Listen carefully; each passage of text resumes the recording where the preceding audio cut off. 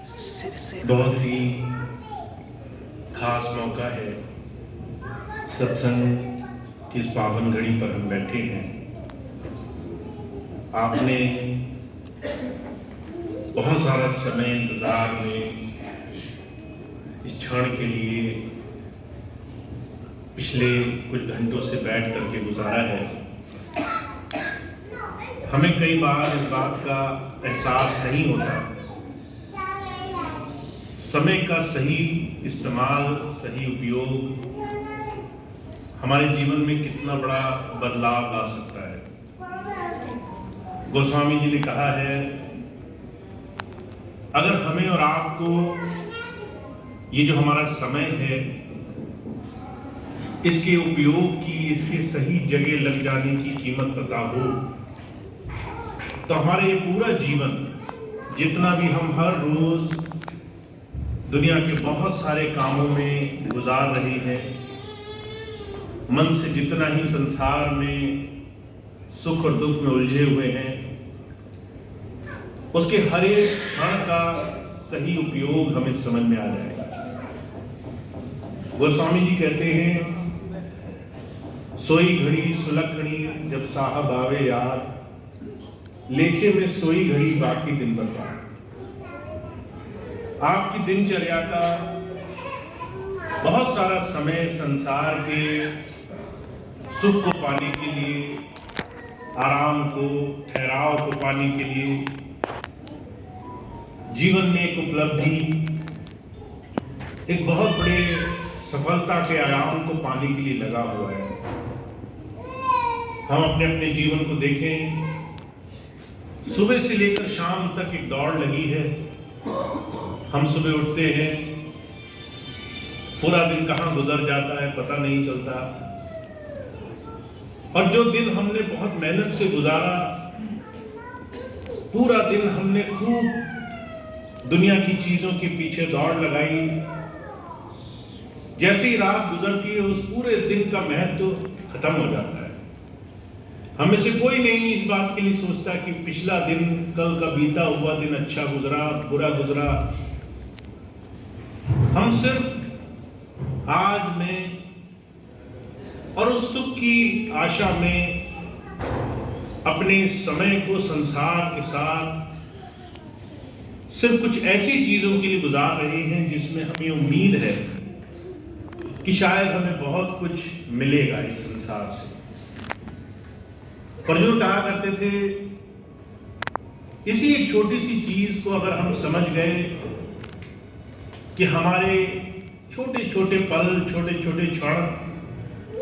ये हमारे जीवन में बहुत बड़ा महत्व रखते हैं, और दुनिया में जो हमारी जिम्मेदारियां हैं, उसके बाद भी हमारे पास बहुत सारा ऐसा समय बचता है जिससे हम अपने जीवन को सही दिशा में सुख और आराम, अंदर में सफलता के सही साधनों की तरफ ले जा सकते हैं। इसीलिए शास्त्रों में कहा गया है, दुनिया के जितने भी जीव जंतु आप देखते हैं, पशु हों, पक्षी हों, कीड़े मकोड़े हों, इनके जीवन में इनको सिर्फ एक चीज करनी है, कर्म भोगने का। इनको आजादी नहीं है कि अपनी जिंदगी कैसे जिएं, जो लिखा कर लाए हैं वो भोगना है, जो मिलना है उतना ही खाना है, जहां पर विचरण लिखा है वहीं पर जीवन गुजारना है। पर इंसान को भोगने के साथ कुछ जिंदगी के कर्मों का भुगतान करने के साथ थोड़ी सी आजादी दी गई है। वो विवेक से अपने हर एक दिन में विचार कर सकता है, मैं क्या कर रहा हूं, मेरे जीवन का असली अस्तित्व क्या है, मेरा जीवन कितना रहेगा, मेरे जीवन में असली लाभ किस बात में है। महाराज जी ने इस बात पर बड़ा जोर दिया कि धर्म, अध्यात्म, परमार्थ, प्रभु भक्ति, ईष्ट उपासना सिर्फ अपने समय को सही जगह लगाने की क्रिया का नाम है। अगर आपके पास समय नहीं है तो चाहे आपके मन में कितने ही भाव हों, वो पूरे तब तक नहीं होंगे जब तक सही दिशा में आगे नहीं बढ़े। और आपके पास समय हो, भाव चाहे पूरा ना बना हो, पर आप छोटा छोटा कदम उठाते चले, कहीं सत्संग में जाएं, कहीं ध्यान साधना में बैठे, कहीं पूजा करें, कहीं छोटे छोटे साधनों में अपना जीवन लगाते रहें। तो ये छोटे छोटे साधनों से हम अपने जीवन में अपने आप को, अपने समय को सही तरीके से उपयोग में ला सकते हैं। इसलिए आज हमें